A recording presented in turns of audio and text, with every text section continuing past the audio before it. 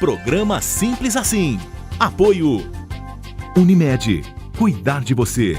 Este é o plano.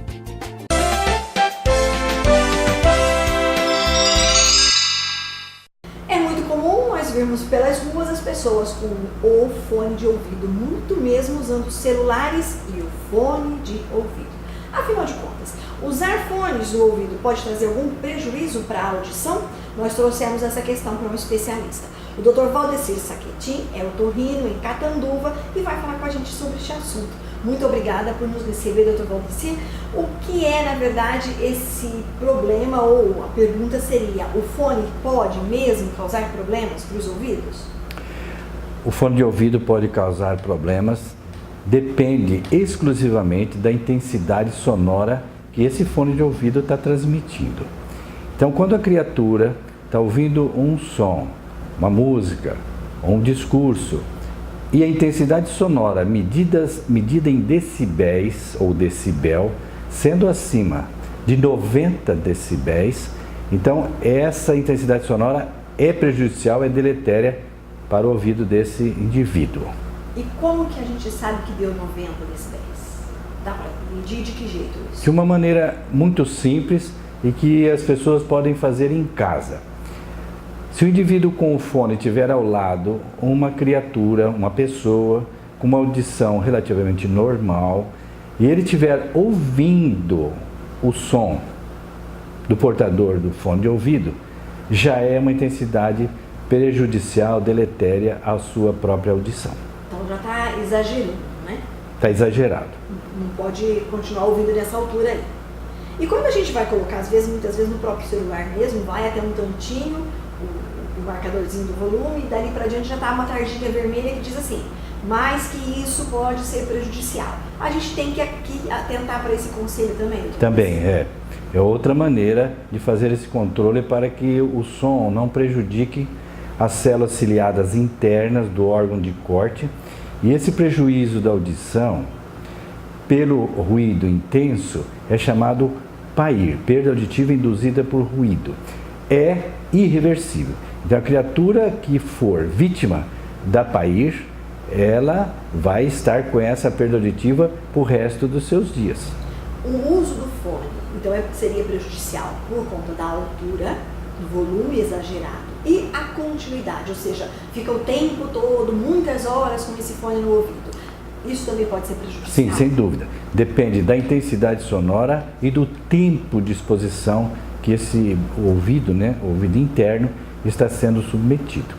Ouvir com o fone faz diferença se é aquele fone grande, que antigamente usava mais aqueles fones maiores, que pegavam toda a orelha assim, ou esses menorzinhos que são mais comuns hoje? Esse que pega a orelha toda é chamado concha.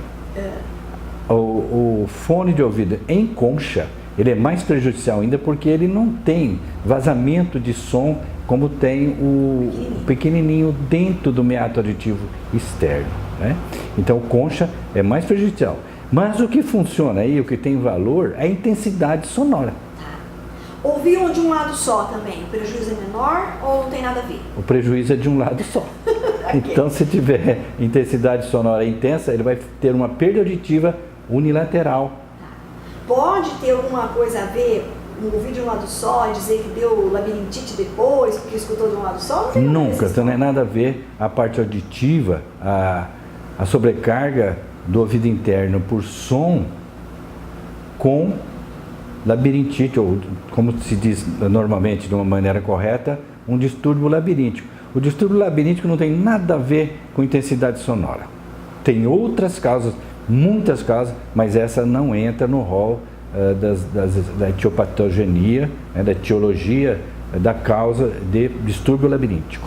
De perda. Agora, dormir com o fone, doutor Valentim, faz não? Ouvindo alguma coisa a noite toda? Eu creio que faz pela exposição e também no momento em que a criatura deita com aquele ouvido no travesseiro e que esse travesseiro funciona ainda mais como anteparo para que não haja uma saída do som, que então o fone fica mais adaptado ainda no ouvido externo. O som vai ficar mais forte ainda.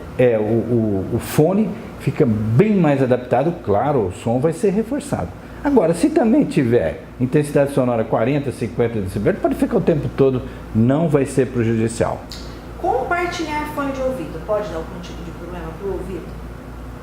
Põe no meu, põe no do outro, o colega pega, isso pode transmitir algum tipo de problema de um ouvido para o outro? Pode, mas aí seria não na parte da audição, mas na parte de transmissão de bactérias ou vírus ou impurezas de um ouvido para outro. Então, se esse fone de ouvido está convenientemente limpo, asseado, sem qualquer bactéria ou micro-organismo qualquer que seja, nada mais vai acontecer com esse ouvido. Somente nós vamos ver aí otites externas. Tá, nada lá no ouvido mesmo. Nada, só no ouvido externo. Porque a audição é uma coisa lá mais profunda para dentro do ouvido? Do pórus auditivo externo, que é o buraquinho que nós temos aqui no fundo do pavilhão auricular, até a membrana timpânica nós temos 2,5 cm. Um espaço 2,5 cm. Então está muito longe do fone de ouvido. Então, o grande arquiteto do universo que fez esse aparelho maravilhoso, ele já previu isso e colocou o tímpano 2,5 cm lá na profundidade. Para ficar guardadinho. Para ficar guardadinho, protegido. Ele é protegido contra os sons intensos, é protegido contra a falta de umidade, né? E contra os traumas também.